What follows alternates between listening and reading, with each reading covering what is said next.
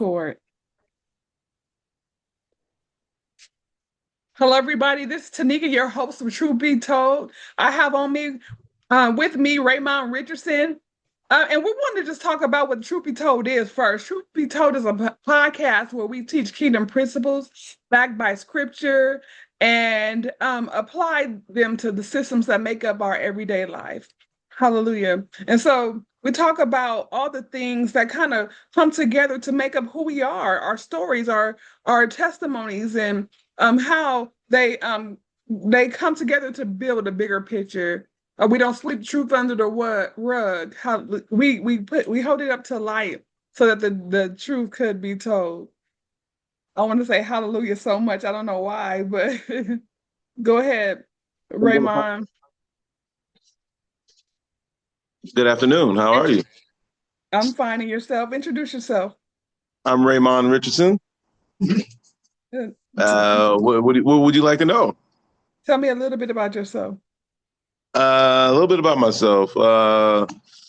I am a father. I am a fire captain for Cal Fire Riverside. I am a widow. I am a husband, newly wedded husband. I am many things. Overall, I'm a good human being who's a humanitarian. That's what I really am. I would say you're a good humanitarian. Yeah, I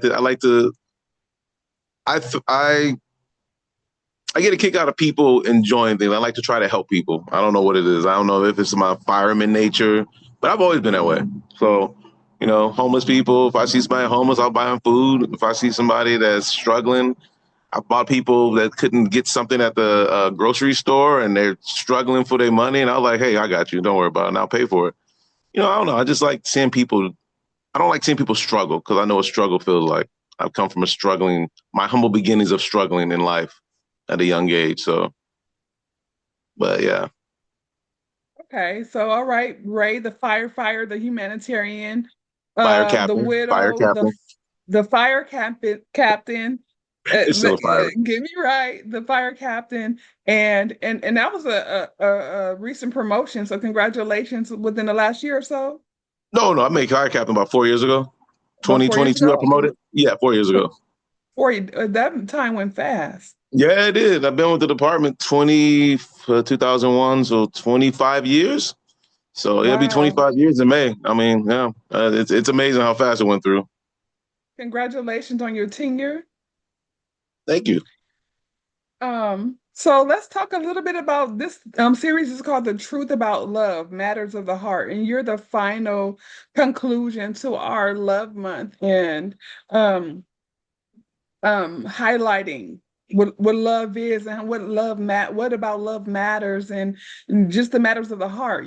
So just tell us a little bit about your love story. I'll yield so you can take the floor. So, as you know, that love is very interesting. So, as you know, I was with a friend of yours, one of your good friends, one of your childhood friends. Me and her met in 2002. Got together, had a couple kids, who are still growing, almost about to be teenagers, both of them. And she passed away in 2018, September 10th, 2018. And I'm starting to see two sides of love because when you're with somebody that young for so long and it happens, things change your perspective of love. Things make you question yourself. It questions your faith because it's like, why me? I mean, it wasn't like she died in a car accident. It wasn't like she got cancer. She abruptly died from an actual mild issue, clinical issue called pulmonary embolism. And I will tell you, as a man of faith, it tested my faith because it said, well, wait a minute. What did I do to deserve this? Now you left me with two children, so, and it's a very complicated situation. And then you go through the normal grieving stages and dealing with the deal. And yeah, love is complicated. Love is very complicated. It's very broad. And then, as time went on, life moved on, and then I found a new beautiful lady, and Desiree, my wife now, and it's weird because they're very parallel. I guess because I got a type, so and I found recent love, and her and my late wife, they're very similar. I don't know how and Very why, and it's similar. amazing. Very similar. The attitudes, the thought process, the work ethic, They look the alike. the independence is I got a type, I guess. Like very educated. Like I'm attracted to very uh, beautiful, athletic, intelligent, educated women. Right. But I before don't we know why. move on to your new wife, how did you deal with the grief? Uh, you deal with it. There's no right or wrong way to deal with it. I mean, the old saying goes, hurt people. And in that time, I had to wear a mask for my children because my kids at the time were 4 and 5, 20, 30, 6 and 7. Yeah, five, no, 5 and 6. I'm sorry. Mhm. So at that time, as a father, as a widow father, and I still got to go to work, I still got to pay bills. You just kind of have to wear a mask and just continue. And I think some people thought it was weird because there's old saying goes, "Don't judge me till you walk a mile in my shoes."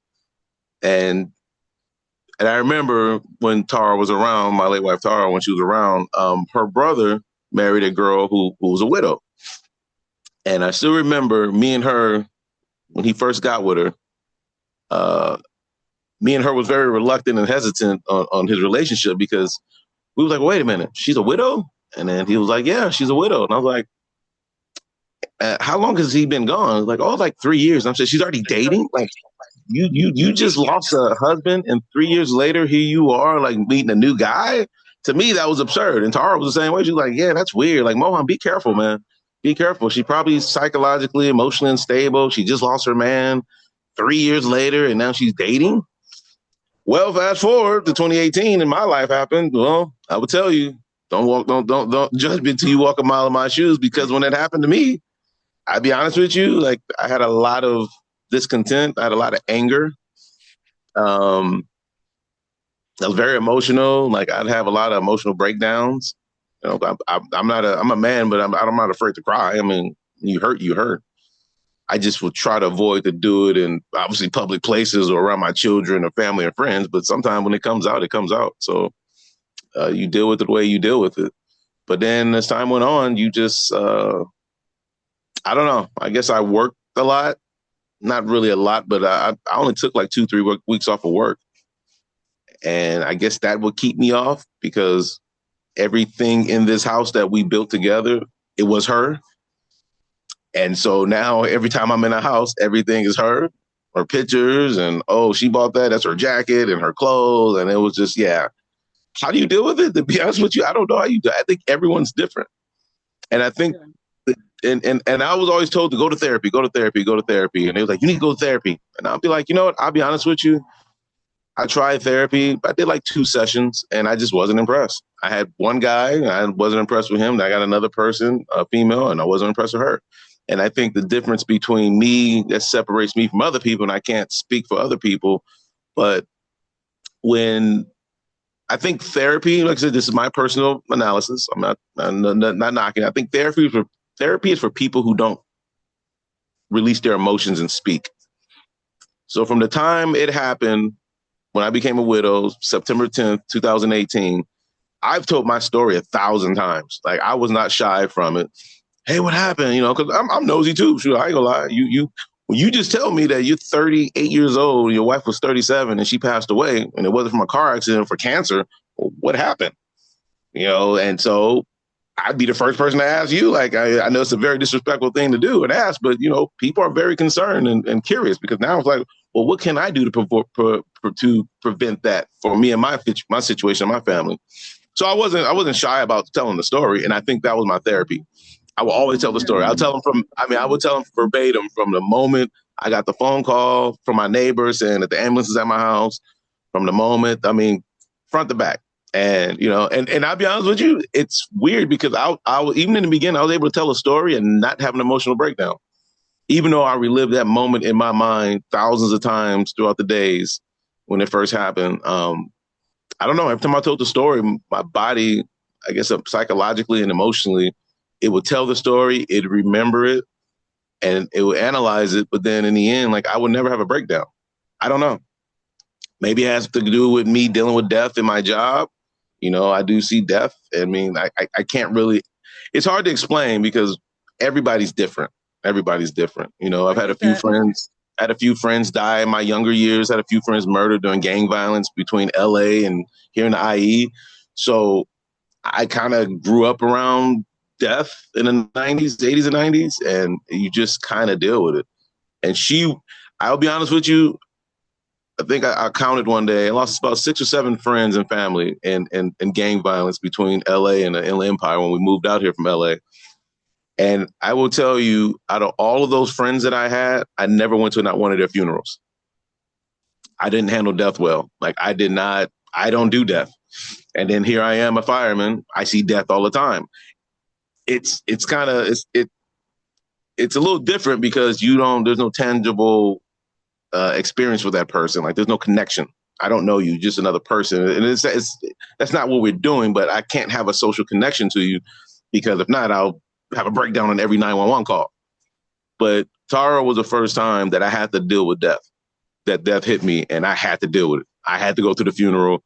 I had to do the arrangements. I had to, yeah, that was probably burying my wife was probably one of the hardest things I ever had to do in my life. I did a lot of wild, difficult things, but Well, psychologically and emotionally, that was the hardest thing to do. Telling I, my kids I the was next gonna morning, say that.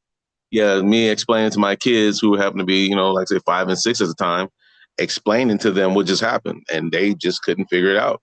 They were like, "Oh, well, and my son kept saying, "Well, when mommy coming home?" You know, like I remember we drove by Kaiser one day, driving down Sierra and Fontana with the Kaiser, and we drive by. This is a couple weeks later, and he looks at that Kaiser building, and I said, "Oh, that's where your mother was." He's like, "Oh, well, when's she coming home then?" And this is like weeks later, and it's just like, how do you tell a 5 and a 6-year-old that their mother is no longer around and she's in heaven and she's moved on in life? So yeah, there's a lot of variables and elements when it comes to that, and it's kind of you can't really. I know I'm jumping all over the place, but it's a lot of elements and variables that everyone's different.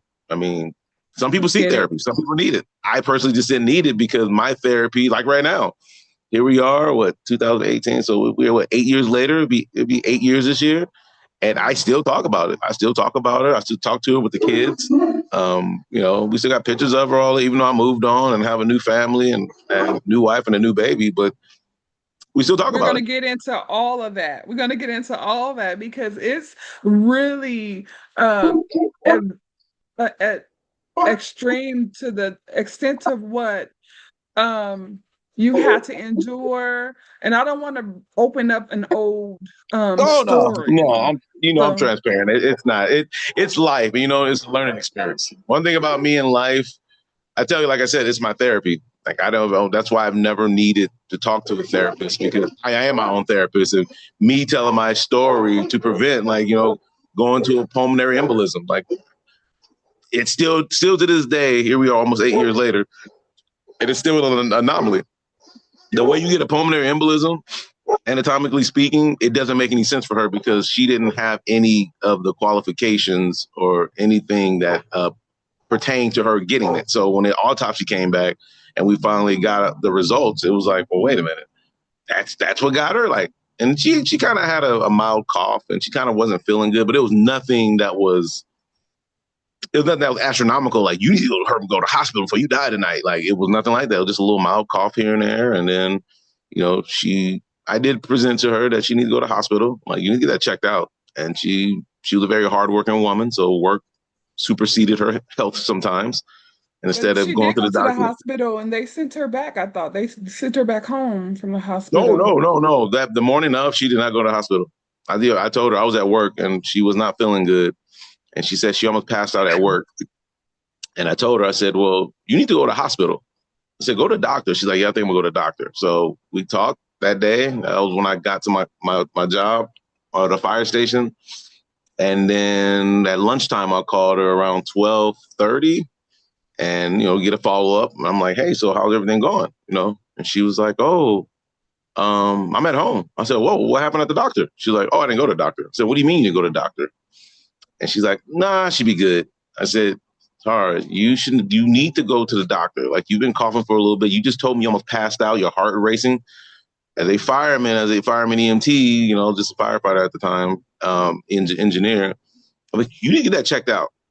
She was a very hardworking UPS operations manager. So, and the inconvenient truth is, it sucks because I remember I would tell her, kind of darkenly, jokingly, I would say, Tara, I'm gonna let you know something right now. God forbid something ever happens to you. You want to know why? Because you give UPS 110% sometimes, and you come home and you give me and the kids uh minimal because she be broke off from work. She worked sometimes, she was salary, so she worked sometimes 10, 12, 14 hours driving from here to Torrance, from Fontana to Torrance. And then, she'd have drives and come back. And when she come home, she sleep all day. And the kids, are up when she sleep. And then when she woke up to go to work, the kids were asleep. So, and we had our relationship where based on her schedule, I worked a certain day so we can be opposite for childcare. I remember And that.